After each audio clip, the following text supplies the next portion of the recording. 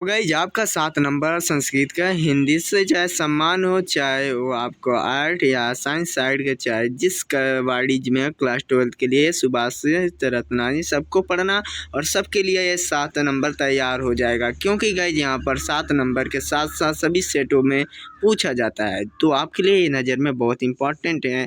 और चलिए अपने टॉपिक के स्टार्ट करते हैं। तो यहाँ पर भाषासु मुख्य मधुरम दिव्य गिरवाणी भारती तस्य ही मधुरम काव्य तस्मादापि सुभाषितम। चलिए एक एक का अर्थ जान लेते हैं। भाषासु मतलब भाषाओं में, मुख्य मतलब मुख्य, मधुरम मतलब मधुर, दिव्या मतलब अलौकिक कह सकते हैं या दिव्य कह सकते हैं, गिरवाण भारती मतलब गिरवाण मतलब यहाँ पर होता है देवों में, और भारती मतलब आप ले सकते हैं इसका वाणी। तो यहाँ पर आप कैसे लिखेंगे भाषाओं में, फिर यहाँ पर स्टार्ट करेंगे देव भाषाओं में देववाणी जो आपके मुख्य और मधुर अलौकिक है। और तस्य ही, तस्य मतलब उससे, ही मतलब क्योंकि, मधुरम मतलब मधुर, काव्य मतलब काव्य है, और तस्मादि मतलब उससे भी, सुभाषिता मतलब सुभाषित है। तो आपको कैसे इसका व्याख्या करना है, तो निश्चय ही उसका काव्य, निश्चय ही मतलब तस्य ही क्योंकि उसका काव्य मधुर है, तस्मादापि मतलब उससे भी मधुर उसकी वचन है, लोक्तियाँ हैं। तो इस तरह आपका एक व्याख्या हो गया। चलिए दूसरे व्याख्या पहुँचते हैं। तो गाइस आपसे निवेदन है, आप सभी एक एक का अर्थ लिखते चले। सुखार्थीनम मतलब बहुत इंपॉर्टेंट है, जो आपकी दिखा सकते हैं, बार बार पूछा गया है VMP यहाँ पर। जो यहाँ पर सुखार्थीनम मतलब सुख है, और कुतो मतलब कहाँ, विद्या मतलब विद्या, कुतो मतलब कहाँ होता है, विद्यार्थी मतलब विद्यार्थी, और सुख मतलब सुख है। तो ऑलराइट गाइस, सुखार्थिनम मतलब सुख चाहने वाले को इस तरह लिखेंगे, सुख चाहने वालों को तो मतलब कहाँ, सुख चाहने वालों को कहाँ विद्या, और विद्या चाहने वाले को सुख कहाँ। सुखार्थी मतलब सुख, वा मतलब उसे, अथवा लिख सकते हैं त्याजित मतलब त्याग देना चाहिए। सुख चाहने वाले को विद्या त्याग देना चाहिए। विद्यार्थी व त्याजितम सुखम, विद्या चाहने वाले को सुख त्याग देना चाहिए। आप नोट करते चलिए। तो अपने तीसरे बिंदु पर आते हैं। जल बिंदु निप्ताने त्रम से पूर्यते घटाए सा हेतु सर्व विद्यानम धर्मस्य च धनस्य च। तो यहाँ पर जल बिंदु, जल मतलब जल बिंदु मतलब बुद्ध से, निपटाने मिस गिरने से, क्रम से मिस एक एक कर, या क्रम से पूर्यते मतलब पूर्ण, घड़ा घटा में से घड़ा यहाँ है।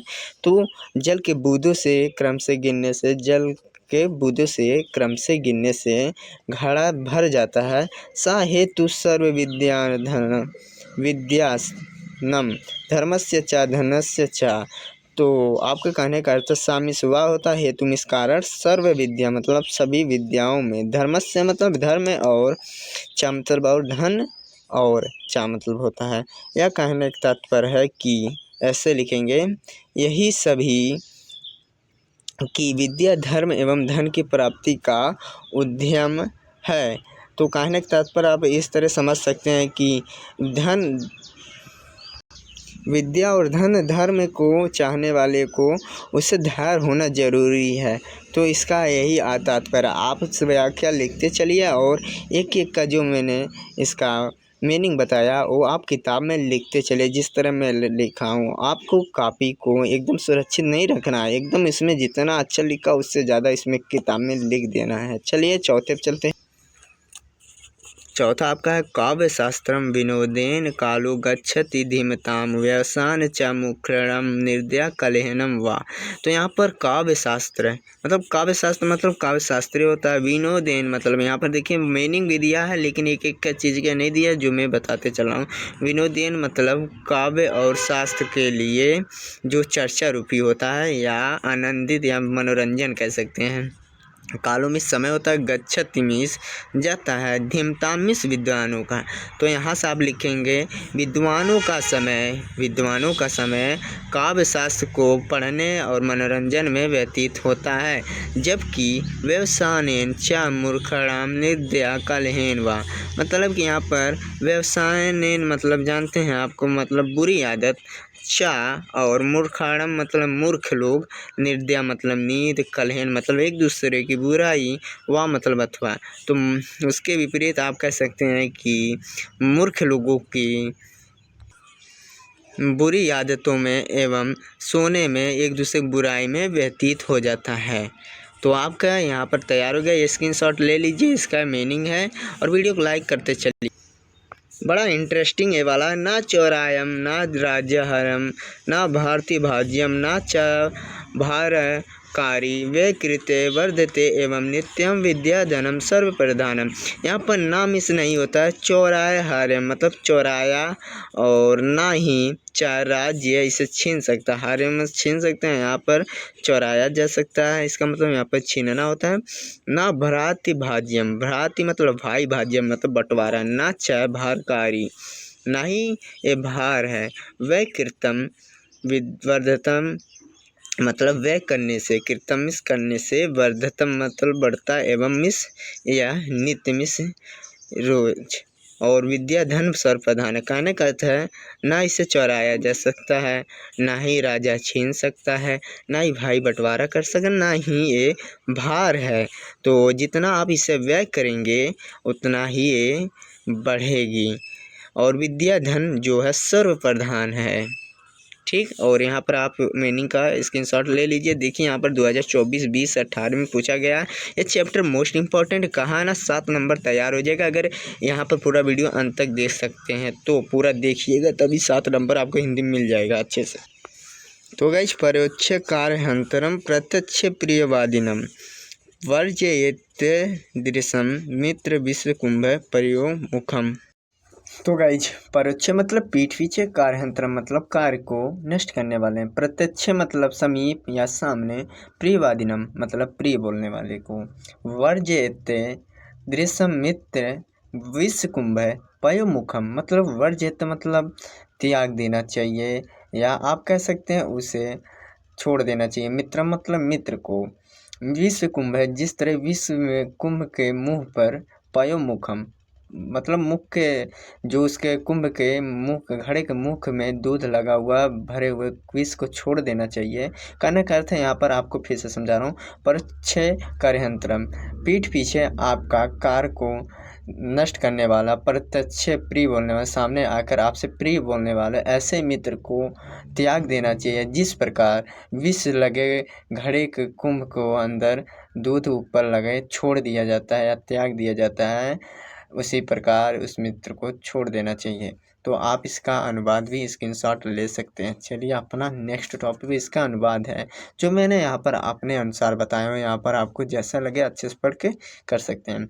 उदेति सविता ताम्र अस्त्रमा, यहाँ पर देखिए ताम्र अस्त्र आम्र, तो यहाँ पर ताम्र 2 बेर दे दिया है, एवं अस्थि मेथी 4, और संपत्ति चा विपत्तो चा महत्व में कई रूपते, मतलब उदेति मतलब उदय, सविता मतलब यहाँ सूर्य को कहा गया है, ताम्र मतलब लाल होता है, और यहाँ पर अस्त ताम्र मतलब भी लाल होता है, एवं अस्थि मेथी मतलब कि अस्त होते समय चामिस, और जिस प्रकार सूर्य, कहने कैसे लिखेंगे कि जिस प्रकार सूर्य उदित के समय और अस्त के समय लाल होता है, ठीक उसी प्रकार संपत्तु मतलब सुखी, चा मतलब और विपत्तु मतलब दुखी, सुख और दुख के समय महानतो मतलब महान लोग एक रूप में होते हैं। ठीक, अब चलिए अपना 8वें नंबर पर आते हैं।